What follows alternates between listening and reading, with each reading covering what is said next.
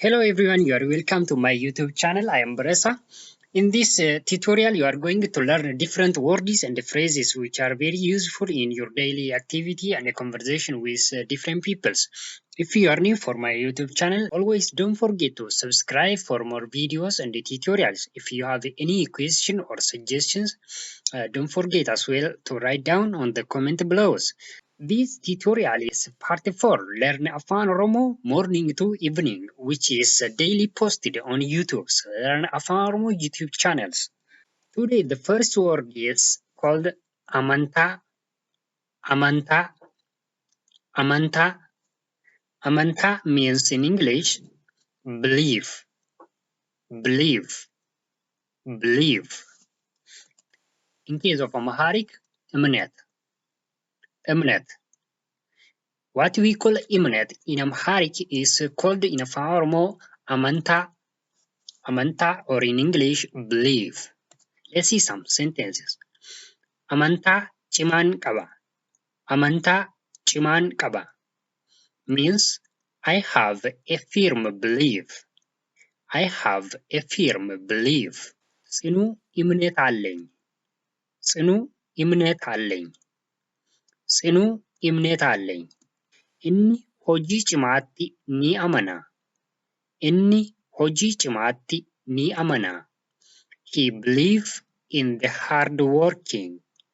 He believe in the hard working. እሱ በትጋት ስራ ላይ ያምናል. እሱ በትጋት ስራ ላይ ያምናል. አመላ አመላ አመላ behavior behavior attribute attribute ባህሪ ባህሪ ባህሪ ጸባይ ጸባይ ጸባይ inni amala gaarii qaba. Inni amala gaarii qaba. Inni amala gaarii qaba. He has a good behavior. He has a good behavior. እሱ ጥሩ ባህሪ አለው. እሱ ጥሩ ባህሪ አለው. Amala isaa keessaa inni guddaan nama gargaaruudha. Amala isaa keessaa inni guddaan nama gargaaruudha. Amala isaa keessaa inni guddaan nama gargaaruudha. His greatest attribute is helping others. His greatest attribute is helping others. ትልቁ ባህሪው ሌሎችን መርዳት ነው. ትልቁ ባህሪው ሌሎችን መርዳት ነው. አመጂ አመጂ አመጂ ጃንዋሪ ጃንዋሪ ጃንዋሪ ጥር ጥር ጥር amajji gara biyyaan deema. Amajji gara biyyaan deema. Amajji gara biyyaan deema. I am going to home on January. I am going to home on January. I am going to home on January. ጥር ላይ ወደ ቤት እሄዳለሁ. ጥር ላይ ወደ ቤት እሄዳለሁ. ጥር ላይ ወደ ቤት እሄዳለሁ. አዳ አዳ አዳ culture culture tradition tradition ባህል ባህል ባህል አዳን gaariidha. Aadaan gaariidha. Aadaan gaariidha. Culture is good. Culture is good. ባህል ጥሩ ነው። ባህል ጥሩ ነው። ባህል ጥሩ ነው. Sabni hundi aadaa mataa isaa qaba. Sabni hundi aadaa mataa isaa qaba. Every clan has his own culture. Every clan has his own culture. Every clan has his own culture. እያንዳንዱ ጎሳ የራሱ የሆነ ባህል አለው። እያንዳንዱ ጎሳ የራሱ የሆነ ባህል አለው። እያንዳንዱ ጎሳ የራሱ የሆነ ባህል አለው። አሪ አሪ አሪ አንገር anger, angry, angry.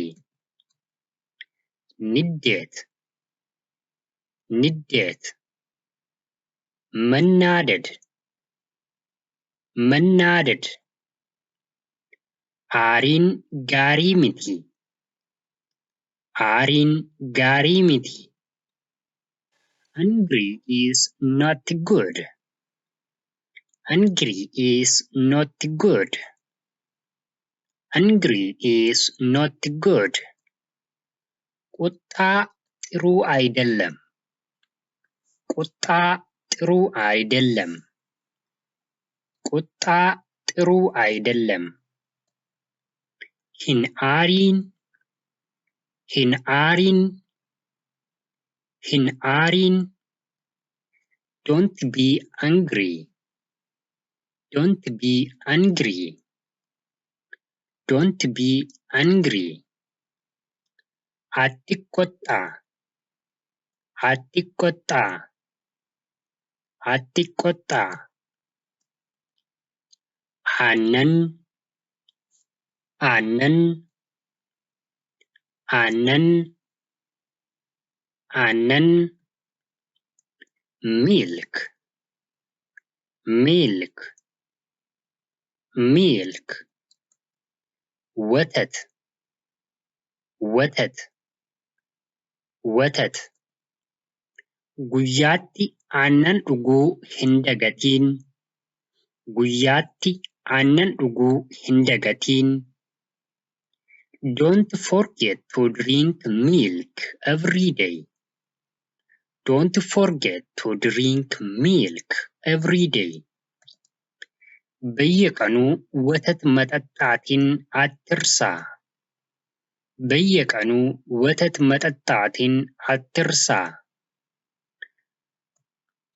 aannan dhuguu ni jaallattaa? aannan dhuguu ni jaallattaa? aannan dhuguu ni jaallattaa? Do you like to drink milk? Do you like to drink milk? Do you like to drink milk? ወተት መጠጣት ትወዳለህ? ወተት መጠጣት ትወዳለህ? ani aannan dhuguu nan jaalladha. ani aannan dhuguu nan jaalladha. ani aannan dhuguu nan jaalladha. I like to drink milk. I like to drink milk. I like to drink milk. ወተት መጠጣት እወዳለሁ። ወተት መጠጣት እወዳለሁ። አንጎ አንጎ አንጎ authority authority power power ስልጣን ስልጣን አንጎን humna አንጎን humna. Authority is power. Authority is power. Authority is power. ስልጣን ኃይል ነው። ስልጣን ኃይል ነው። ስልጣን ኃይል ነው። Aangoo keetti seeraan fayyadami. Aangoo keetti seeraan fayyadami.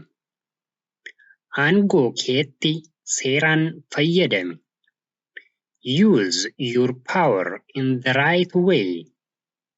Use your power in the right way. ስልጣንህን በትክክለኛው መንገድ ተጠቀም። ስልጣንህን በትክክለኛው መንገድ ተጠቀም። ስልጣንህን በትክክለኛው መንገድ ተጠቀም። አባ አባ አባ father father owner owner አባት አባት ባለቤት ባለቤት አባን ኬ ኤኙ አባን ኬ ኤኙ አባን ኬ ኤኙ Who is your father? Who is your father? አባትህ ማን ነው? አባትህ ማን ነው? Maqaan abbaa kee eenyu? Maqaan abbaa kee eenyu? Maqaan abbaa kee eenyu? What is the name of your father? What is the name of your father?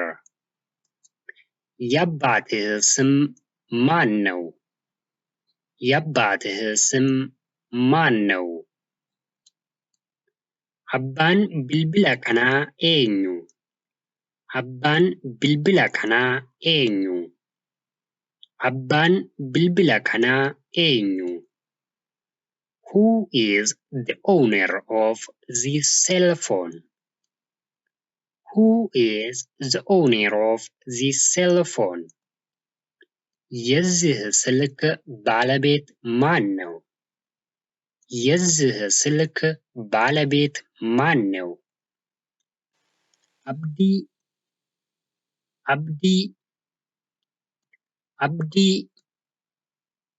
hope hope hope ተስፋ ተስፋ ተስፋ abdiin qaba abdiin qaba abdiin qaba I have a hope I have a hope I have a hope ተስፋ አለኝ ተስፋ አለኝ ተስፋ አለኝ akka isheen na hubattu abdiin qaba akka isheen na hubattu abdiin qaba akka isheen na hubattu abdiin qaba I hope she will understand me I hope she will understand me እንደምትረዳኝ ተስፋ አደርጋለሁ እንደምትረዳኝ ተስፋ አደርጋለሁ እንደምትረዳኝ ተስፋ አደርጋለሁ Thank you very much for watching this tutorial. See you on the fifth part of Learn Afaan Oromo daily on the coming tutorials. Okay? If you have any question or suggestion, don't forget to write down on the comment below. Bye bye.